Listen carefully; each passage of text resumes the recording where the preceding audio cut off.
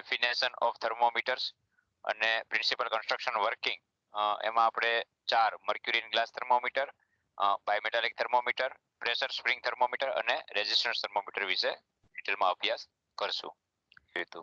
તો હવે આજના લેક્ચરમાં આપણે ટેમ્પરેચર સ્કેલ, કારણ કે ટેમ્પરેચર મેઝરમેન્ટ ડિવાઇસને આપણે ડિટેલમાં અભ્યાસ કરવો છે તો આપણને પહેલા તો ટેમ્પરેચર સ્કેલ એ નોલેજ હોવું જરૂરી છે.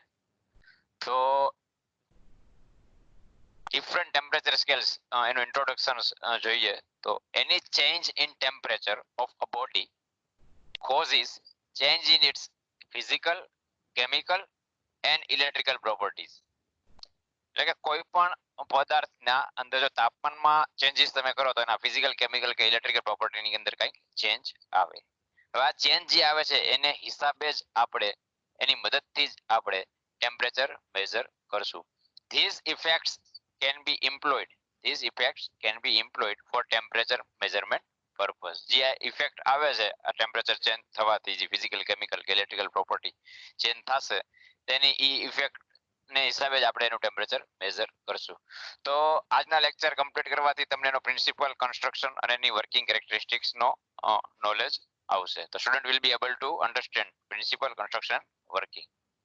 તો આપણે પહેલા ટેમ્પરેચર સ્કેલ જોઈ લઈએ. તો temperature scale represent the temperature of the body quantitatively, એટલે કે ટેમ્પરેચર નું જે મૂલ્ય છે એ તમારે માપવાનું છે કે ભાઈ 20 ડિગ્રી છે, 0 ડિગ્રી છે, -10 ડિગ્રી છે, 100 ડિગ્રી છે, 1200 ડિગ્રી છે, 1800 ડિગ્રી, 2400 ડિગ્રી, કેટલા ડિગ્રી ટેમ્પરેચર. અત્યારે આપણે ડિગ્રી સેન્ટીગ્રેડ ની જ વાત કરી છે. પણ કેલ્વિનમાં પણ માપી શકાય છે, ફેરનહીટમાં પણ માપી શકાય છે, એના અલગ અલગ સ્કેલ છે. તો આ સ્કેલ કઈ રીતે આવ્યા અને એને ઇન્ટરનેશનલ લેવલે કઈ રીતે માન્યતા મળી તો તે થોડુંક ડિટેલમાં જોઈએ. તો the international practical temperature scale, એનું શોર્ટ ફોર્મ છે IPTS. IPTS જેનું ફૂલ ફોર્મ છે the international practical temperature scale. IPTS was established by an international commission in 1948 with a text revision in 1960. એટલે 1948 માં આ એક ટેમ્પરેચર માટે જે ઇન્ટરનેશનલ લેવલે કોમન એક પ્લેટફોર્મ તૈયાર થયું, એમાં થોડુંક રિવિઝન કરી અને તેને એપ્લાય કર્યું 1960 માં. ત્યારબાદ ફરીથી કંઈક રિવિઝન આમાં કરેલું. Revision of the scale was finally adopted in 1968 અને 1968 માં ફાઇનલાઇઝ કર્યા પછી એને આખા વર્લ્ડે એડપ્ટ કરેલું અને એક કોમન પ્લેટફોર્મ ઉપર વર્ક થાય એ હેતુથી. Temperature scale are based upon some recognised fixed point. તો હવે એને જો કમ્બાઈન કરવા હોય, કેલ્વિન છે, ફેરનહીટ છે, આ બધાને જો એકબીજા સાથે કમ્પેર કરવા અથવા એકબીજા સાથે કઈ રીતે ઈ મેચ થાય છે એ જોવું હોય તો એક એના માટે તમારે કંઈક પોઈન્ટ ફિક્સ કરવા પડે. તો અહીંયા એને લોઅર ફિક્સ્ડ પોઈન્ટ જેને આઈસ પોઈન્ટ, બરાબર, અને અપર ફિક્સ્ડ પોઈન્ટ તો તેને સ્ટીમ પોઈન્ટ નામ આપ્યું. તો આપણે ડાયરેક્ટ એક ફિગર જોઈ તો એ ફિગરની અંદર તમને જોવા મળશે કે અહીંયા તમે ફિગરમાં જોવો તો અહીંયા તો પહેલા તો 4 નીચેની સાઈડ 4 અલગ અલગ ટેમ્પરેચર આપેલા છે. એમાં પેલું છે સેલ્સિયસ, બીજું કેલ્વિન, ત્રીજું ફેરનહીટ અને ચોથું છે રેન્કાઇન, બરાબર. હવે અહીંયા તમે ઉપરની સાઈડ ટોપ સાઈડમાં જો તો અહીંયા સ્ટીમ પોઈન્ટ લખેલો છે, અહીંયા આઈસ પોઈન્ટ અને અહીંયા એબ્સોલ્યુટ 0. હવે સ્ટીમ પોઈન્ટ એટલે કઈ કન્ડિશન? તો અહીંયા આપણે વોટરને એક આપણે આપણો મેઇન કમ્પોનન્ટ તરીકે લઈશું કે એની સાપેક્ષ જ આ બધી વસ્તુ, કારણ કે સેન્ટીગ્રેડ ની અંદર સેન્ટીગ્રેડ વાળો જે આ છે સ્કેલ એમાં વોટરને ધ્યાનમાં રાખીને જ, કારણ કે પ્યોર વોટર જ્યારે ફ્રીઝ હોય ત્યારે આપણને ખ્યાલ જ છે પ્યોર વોટર જ્યારે ફ્રીઝ હોય ત્યારે એનું ટેમ્પરેચર 0 ડિગ્રી સેન્ટીગ્રેડ છે અને જો પ્યોર વોટરને બોઇલ કરવામાં આવે તો 100 ડિગ્રી ટેમ્પરેચરેથી બોઇલ થઈ જશે. તો અહીંયા -273 એટલે એબ્સોલ્યુટ 0 કઈ રીતે? તો આપણે બાજુના સ્કેલમાં જાય કેલ્વિન. તો કેલ્વિન એ થર્મોડાયનેમિક્સ ના નિયમ પ્રમાણે જનરેટ થયેલો સ્કેલ છે. જો આમાં દરેક મટીરીયલ ની અંદર એમાં મોલેક્યુલર મોશન થતી જ રહેતી હોય છે, પણ જેમ ટેમ્પરેચર વધારે, આપણને ખ્યાલ છે ટેમ્પરેચર વધારે હોય એના મોલેક્યુલર મોશન્સ વધતી હોય છે, બરાબર, ઇન્ટરનલી, અને જેમ ટેમ્પરેચર ડાઉન થાય તેમ થોડી ઓછી થતી હોય છે. તો કોઈ પણ મટીરીયલની મોલેક્યુલર મોશનને જો ટેમ્પરેચર ઘટાડવાથી ધીમે ધીમે ધીમે જેમ ઘટાડતા એને ક્યારે સીઝ એટલે કે 0 થઈ જાય, એટલે અહીંયા લખેલું છે કે molecular motion ceases at absolute 0 kelvin. એટલે એવું એક ટેમ્પરેચર કે જ્યારે એની અંદર મોલેક્યુલરમાં એક પણ પ્રકારની મોશન જોવા મળતી નથી. એટલે જ આ સ્કેલને આપણે એબ્સોલ્યુટ સ્કેલ નામ આપીએ છીએ, એબ્સોલ્યુટ. અહીંયા પણ તમે જો 0 રેન્કિંગમાં છે એટલે આને પણ એબ્સોલ્યુટ નામ આપી શકી. તો એબ્સોલ્યુટ 0 એનો મતલબ છે કે તેમાં કોઈ પણ પ્રકારના મોલેક્યુલ્સની મોશન અંદર છે.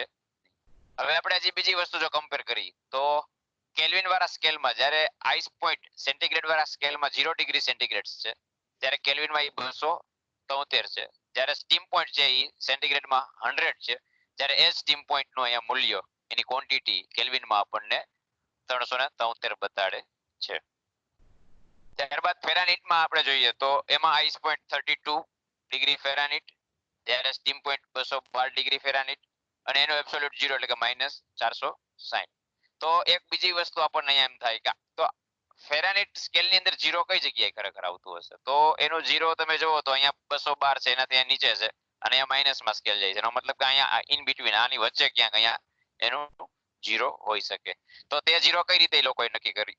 તો એ જે જગ્યાએ યુઝ થતો હશે સ્કેલ વર્લ્ડમાં, તો ત્યારે અમુક આઈસ અને સોલ્ટનું મિક્સચર હોય, જ્યાં સુધી જેમ આપણે પ્યોર વોટર હોય ફ્રીઝ થઈ જાય છે 0 ડિગ્રીએ, પણ પ્યોર વોટરને બદલે ઇમ્પ્યોર એમાં કંઈક સોલ્ટ નાખો તો કદાચ 0 ડિગ્રીએ ફ્રીઝ નહીં થાય, પણ થોડાક હજી નીચે ટેમ્પરેચરે ફ્રીઝ થતું હોય તો એવા ટેમ્પરેચર અને આપણે એને 0 ફેરાનીટ ડિગ્રી એ લોકોએ કન્સિડર કરેલું છે.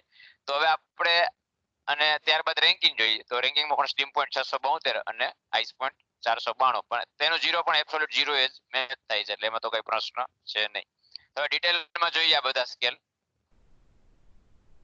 તો પેલો છે એબ્સોલ્યુટ 0 ટેમ્પરેચર કોને કહેવાય? It is the state in which molecular motion is at the minimum which is related to thermodynamics. આપણે જેમ હમણાં વાત કરી કે ભાઈ મોલેક્યુલર મોશન સાવ 0 થઈ જાય, કઈ મૂવમેન્ટ ન મળે, તો આપણે એબ્સોલ્યુટ 0 એવું નામ આપશું.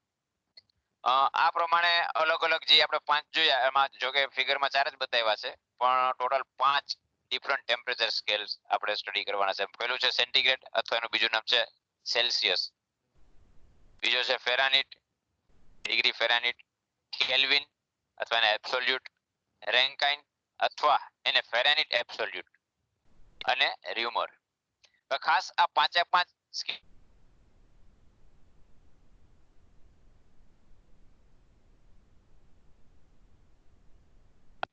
એક કેલ્વિન એને આપણે ડિગ્રી નહીં લગાવ્યા, ખાસ યાદ રાખો, બરાબર, કારણ કે એબ્સોલ્યુટ એને સ્કેલ ગણવામાં આવે છે.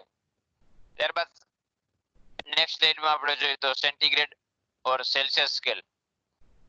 It was introduced about 1740 and is commonly used in European countries. European country ની અંદર આનું સંશોધન ટૂંકમાં એનું ઇન્વેન્શન થયું છે અને 1740 માં ઇન્વેન્શન થયું હતું અને ત્યાં વધારે આ સ્કેલનો ઉપયોગ કરવામાં આવતો.